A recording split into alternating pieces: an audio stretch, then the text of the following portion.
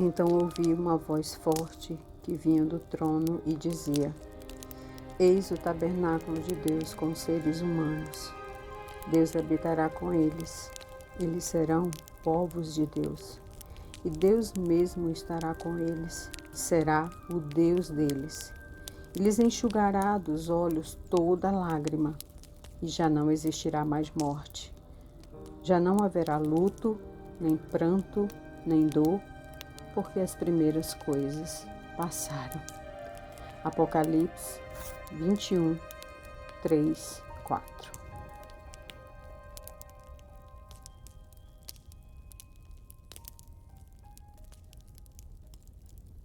O ano era 1995 e esse vídeo é para falar do primeiro amor da minha vida, que foi meu pai biológico, a pessoa que eu mais admirei nessa terra, um grande herói. Na minha cabeça, meu pai era aquele pai que é o super-herói que vai chegar para te salvar de todos os perigos, sabe? Aquela pessoa que você olha com admiração, com respeito, que é bom caráter e que isso te faz amar, faz você admirar, faz você respeitar. Meu pai era um homem muito trabalhador, um pai carinhoso. Eu lembro que o meu pai sempre fez muita questão de quando chegasse em casa do trabalho, que todos os filhos chegassem até ele, abraçassem, beijassem, tomassem a bênção, porque fomos criados assim, né? Tomando bênção e respeitando e beijando. Então ele fazia questão desse momento. Então meu pai era um homem trabalhador, um bom pai, um pai provedor, um pai carinhoso e um pai divertido, um ótimo marido, apesar de falhas durante também o percorrer do casamento com a minha mãe, mas enfim, isso não apagou o bom caráter, a boa pessoa que ele era. Eu lembro do meu pai, uma pessoa extremamente generosa, que gostava de socorrer, que gostava de ajudar as pessoas. Eu nunca vi meu pai falando mal de alguém, ou dizendo eu não gosto de fulano, eu não gosto de... Não, nunca vi, eu nunca ouvi meu pai fazer isso. Então ele educou 5 filhos e educou muito bem. Educou para sermos filhos do bem, que fazem o bem, que têm a mentalidade, né, do que é certo, do que é errado. Ele nunca me corrigiu batendo, mas apenas o olhar dele para mim já era um sinal de ele gostou, ele não gostou. Então eu já conheci o meu pai pelo olhar e existia há muitos anos atrás, que eu não vejo tanto hoje nos filhos de hoje, mas havia um temor e um respeito muito grande pelos nossos pais.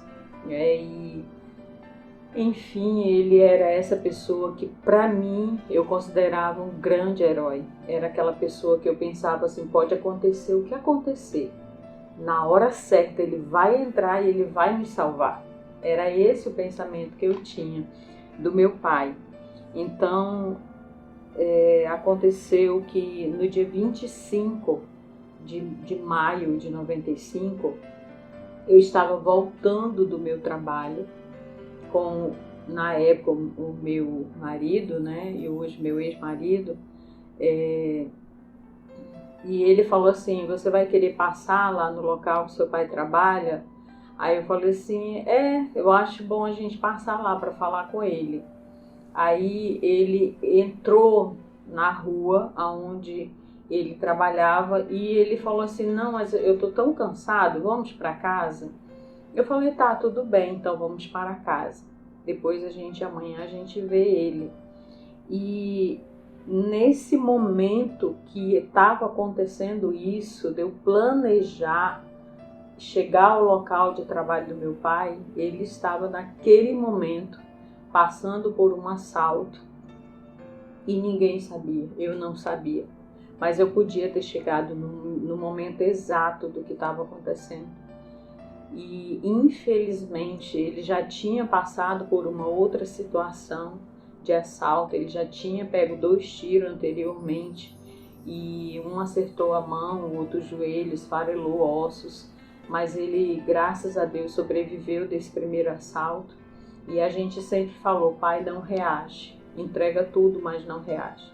Acontece que o irmão dele sofreu uma pancada, né, por um dos assaltantes, e ele acabou reagindo, e ele levou 3 tiros.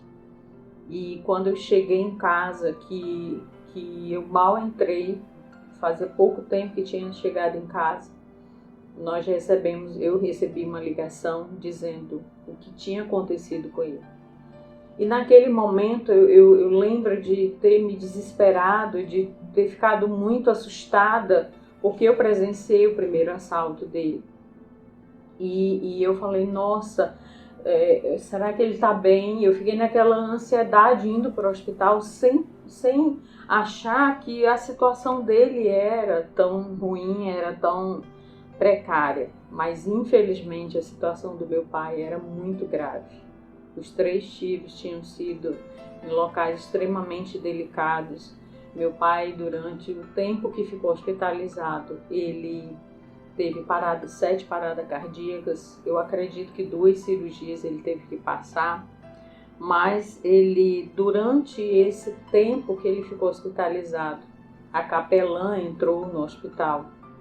Na UTI onde ele estava lá do hospital, a capelã entrou e todos os dias conversava com ele. Até que um dia o meu pai entregou a vida dele para Jesus, ainda na UTI, no centro de terapia intensiva.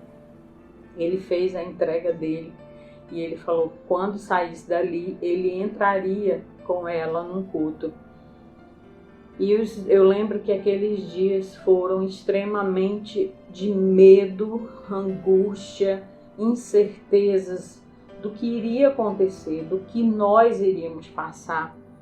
E, enfim, no dia 5 de junho de 95, 11 dias após os tiros que ele levou, infelizmente, o meu pai veio a falecer. O meu herói se perdeu. Perdeu aquela batalha, perdeu a vida diante da mão de homens tão malignos, sem necessidade alguma. E aquele momento foi a maior dor que eu já experimentei nesses 52 anos que eu tenho de existência. Aquela foi a maior dor da minha vida. Doía todos os dias, doía a minha alma, o meu corpo, doía tudo em mim, tudo perdeu sentido. Eu lembro de ir trabalhar, mas que a minha vida parecia não fazer mais sentido algum, aquilo não tinha mais alegria. Eu olhava para o prédio que ele tinha construído da empresa e não trazia mais alegria aquele lugar. Era um lugar de lembranças, era um lugar de sentimentos de dor, de tristeza, e eu olhava para minha família e isso só aumentava ainda mais as dores que eu sentia, porque eu via a dor também da minha casa, da minha família, da minha mãe, dos meus irmãos, do meu cunhado. Enfim, foi um momento de extrema luta, de extrema dor. E eu lembro que eu conversava com uma pessoa que trabalhava para mim lá, e ela era evangélica, e ela dizia: filha, vai passar. Pega esse Novo Testamento e começa a ler. Começa a ler que essa dor vai amenizar, o Senhor vai curar isso. E eu dizia: será que isso passa realmente? Será que um dia essa dor vai cessar? E ela dizia para mim: sim, um dia essa dor vai passar. Desde que você entregue essa dor para o Senhor Jesus Cristo, porque Ele é capaz de te curar. E eu quero encerrar esse vídeo contando esse momento, encerrando com uma carta que eu fiz, chamada Carta ao Meu Herói. É muito curta e ela vai entrar aqui no vídeo, e eu quero compartilhar com você as palavras que eu decidi hoje escrever para ele, como se eu estivesse falando para ele. E eu botei assim: sabe, meu herói, eu sou muito grata a Deus por ter por Deus ter escolhido você para me proteger enquanto estavas aqui. Foram 25 anos em que eu me senti segura, pois eu sabia que se eu precisasse, era só chamar você. O tempo que passamos juntos foram os melhores. Eu recebi muito aprendizado. Eu sabia que apenas um olhar,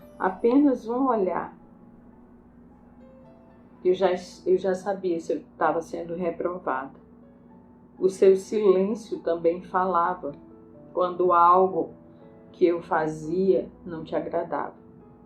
Mas eu também lembro das brincadeiras, quando quebrava algo e eu levava a culpa por ser tão estabanada.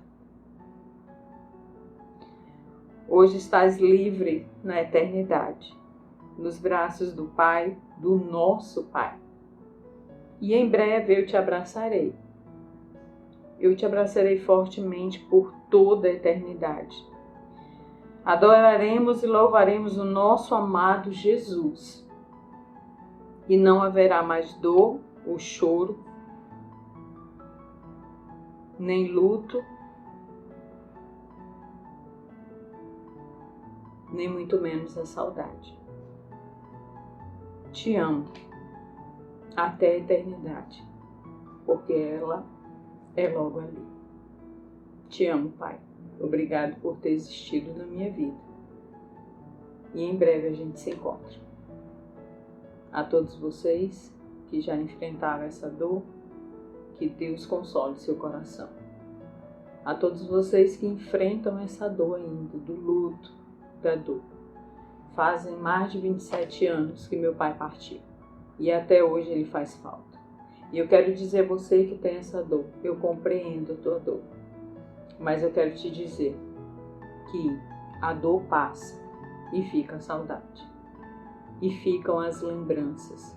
Agarre-se às lembranças boas, porque ela fará toda a diferença na sua vida. Que Deus te abençoe, Deus te console, Deus traga você da cena da tragédia até a cena do seu milagre. Em nome de Jesus. Shalom, queridos, graça e paz.